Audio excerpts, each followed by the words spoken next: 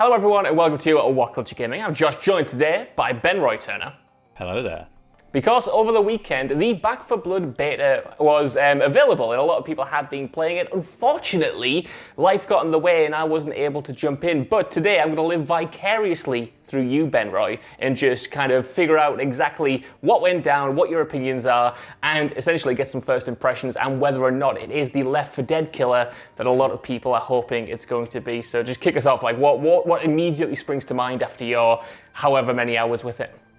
Back 4 Blood feels like something that when Left 4 Dead and Evolve kissed, and they eventually had this long relationship, they split up. Like one of them had custody of the game like over the past few years, and how we've been waiting for Turtle Rock to sort of come back and make a game for us. And it feels like the result of that, it doesn't, to me, like everyone's sort of like wishing, because the Back 4 Blood, Left 4 Dead, you're kind of waiting for the next sort of era of that game to come. And I would say on the first impressions, I wasn't entirely blown away. Like, I'm not to be a full downer, that it's one sort of act out of however many that are going to come. I think there's be like 5 or 6 of them. But for me, it felt like Left 4 Dead, but maybe they've put a bit too many few layers on top to sort of like hinder players' experiences and sort of go through it with the card system, which I've sort of explained to you, which Left 4 Dead, right, where everything was sort of like boilerplate and pretty simple.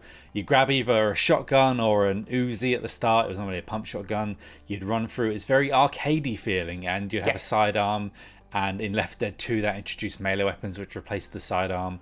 And you would just go through missions, and it would be sort of like the AI director would spawn in special infected, some hordes, maybe change up some directions depending on the sort of like map. But with this one, it seems to be sort of like almost a pretty sort of straightforward way. The special infected, I'm not sure what they call them in this one, because there was almost no tutorial when you come into the beta. It's sort of like, here's a 100-page legal document, sign away your life, and then, by the way, here's 74 cards to learn straight away, and then sort of jump in. But yeah, I would say it doesn't feel as arcadey as I'd hoped.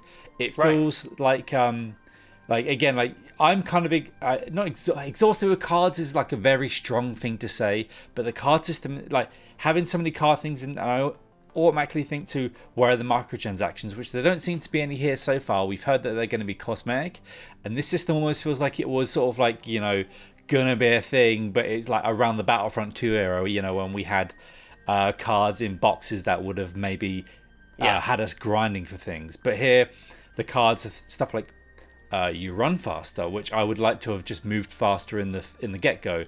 You get 2% more health. You get your punch is now a knife rather than a punch, so you're gonna kill zombies when they attack you. And there's all this, it's a wave of thing, Josh. I'm sort of like, as I'm throwing this all at you, this is how I felt going into the beta with sort of like no splash screen. So do you have any immediate sort of questions after I've just launched so many sort of angles here, there and everywhere at you?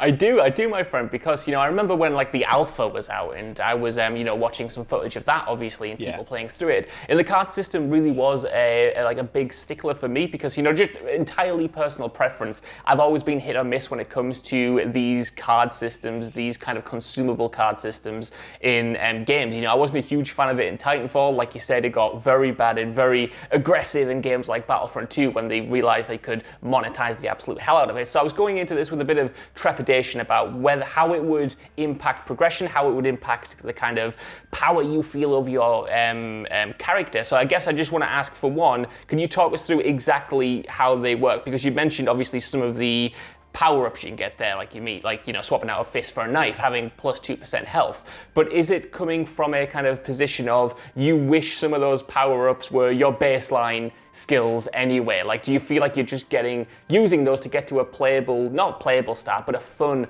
playable start, rather than having a playable start and then using these extra cards to kind of like jump even further and, and evolve it out from there. Very good pun on my part, if I do say so myself. It's interesting, because it's basically a mixture of two, right? When I get ones at like 3% more health or 4% more speed and things like that, or the stamina which comes into play with either shanking back zombies, or you can just play with a melee weapon, which also leads into cool powers. Like a card will give you, if you kill a zombie, or I think they've got a bad name like Freaker in this. It's sort of like Pass Me By, but they're not called zombies in this. And I'm sorry, it's Pass Me By here, but it's sort of like where you get a core ability where once you get this card that if you kill zombies with a melee weapon, you just keep regenerating health.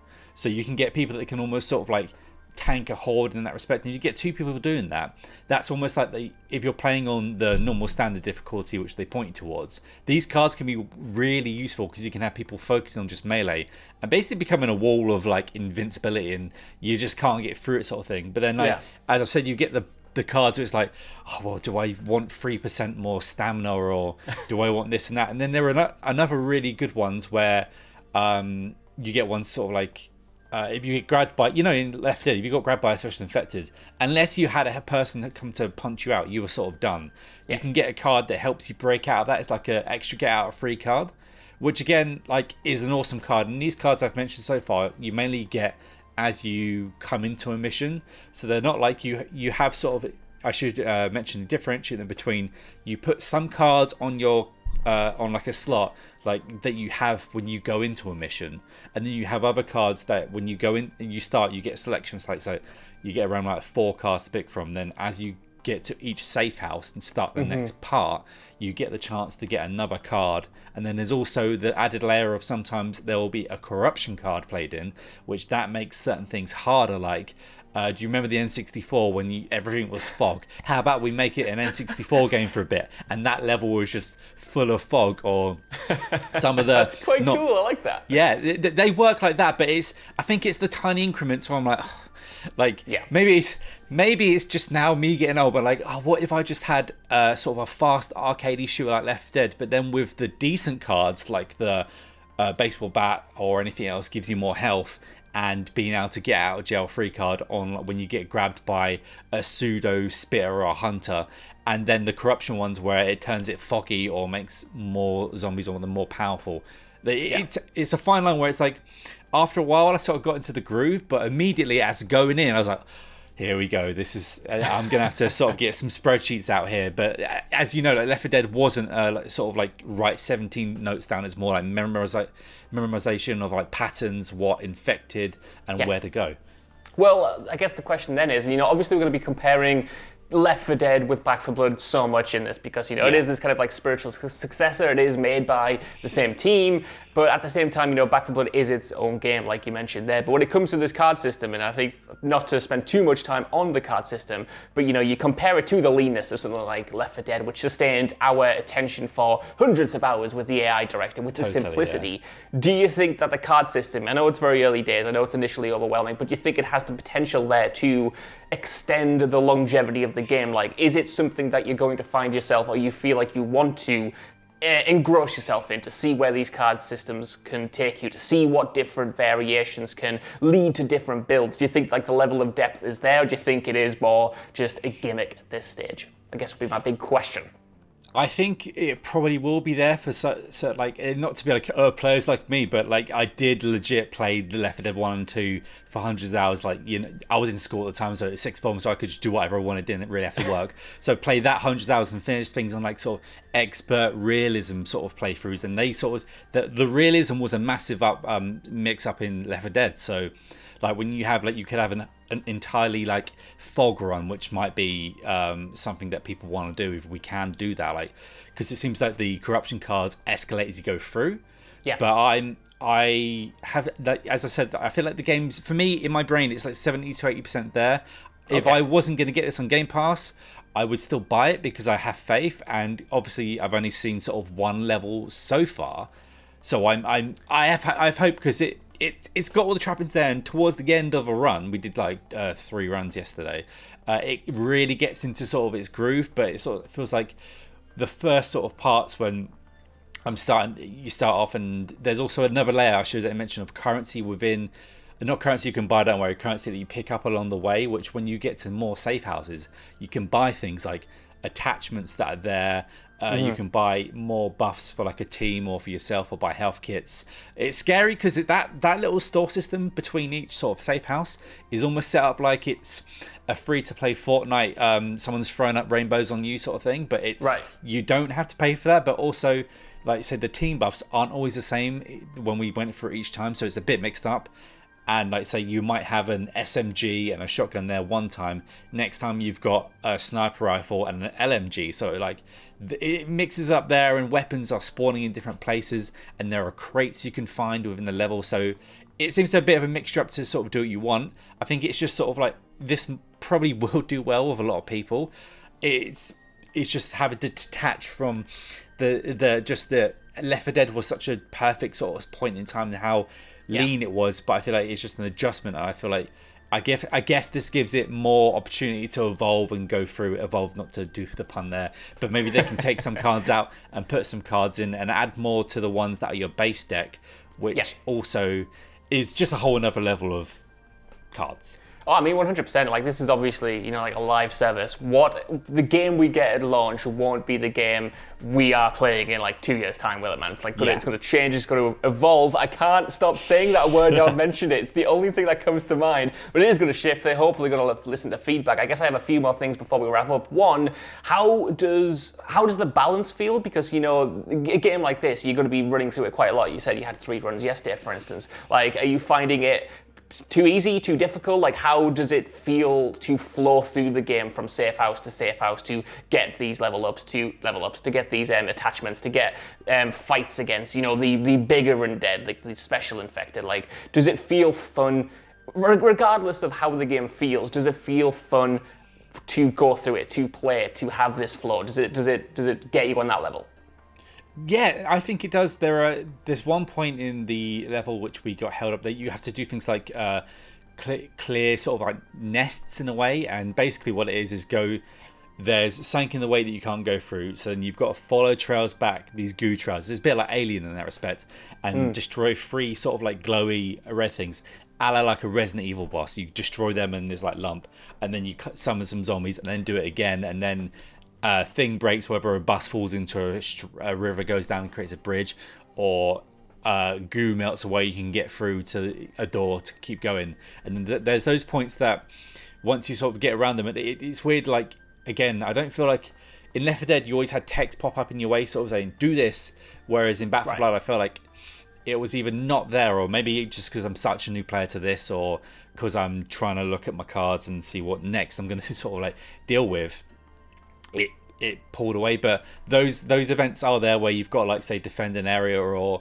there was one where you have to like raise a car up and run through this point. But as first, like, say, me and two other friends that played with a just random person coming in and out, it taken a bit back, because like it felt like the prompts weren't like there, and then you realize, oh, we've actually got to run. Maybe again, it's not us paying attention, but like it does get challenging to points, and some of the special infected, I'm calling them that because, for lack of a better term, I can't remember the official term. I apologise to everyone at Turtle Rock. You have sort of like almost the charger where it runs and grabs it, but it's like 10 foot tall now. You have a version of a hunter, but it sort of like spits at you and then locks you into place, sort of thing, and then sort of like there's basically a boomer in this as well, but that also does damage to you now when you get covered in it.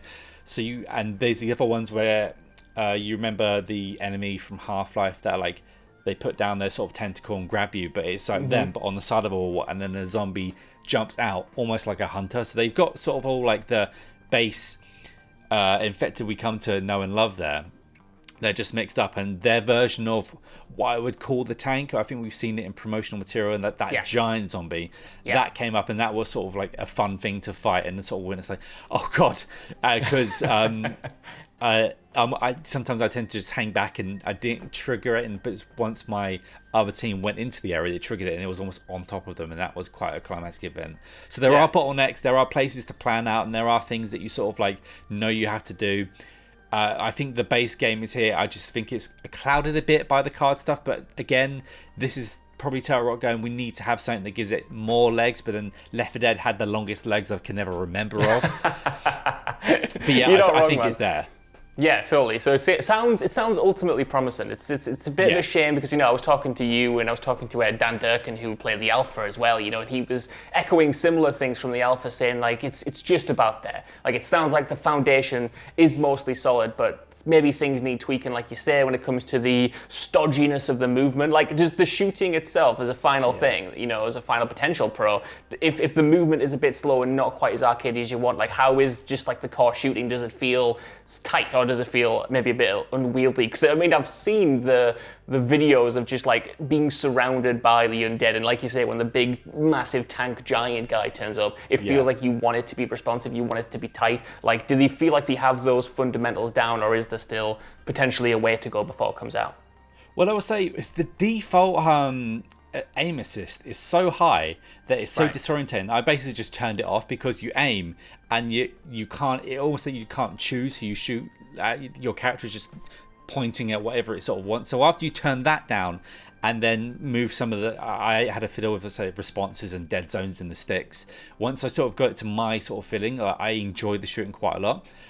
Whether it was using an LMG or shotguns and stuff, but I do feel there's a bit of a flaw in the game where, say, if you're playing with like some friends, you can coordinate, but if you're playing with say more randoms, it almost feels like the guns can get taken away from you. You get forced into like say, I wasn't really with it in a run, so then I was LMG guy, and I'm not really always a fan of using like bigger guns like that, but I had to because there was no. It's not like Left 4 Dead where there's an unlimited amount of M4s, sort of like just stacked up, and shotguns. So sometimes it feels like when you come into a game and if you're not with a full team, you've got to be on it to get in there, and you've also got to arrange with your friends who wants to use what. And then I know this is a beta, but on my last run, about 5 minutes into the first part, my character wouldn't let me aim down the sights anymore.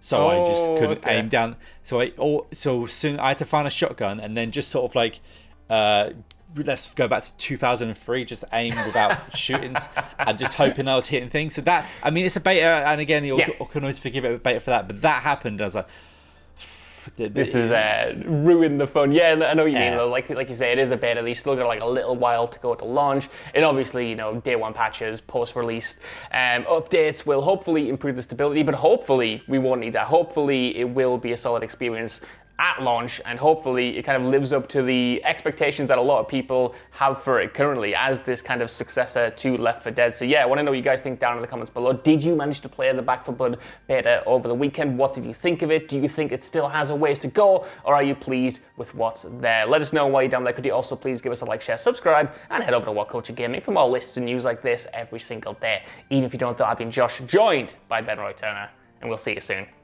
Bye. Pills here.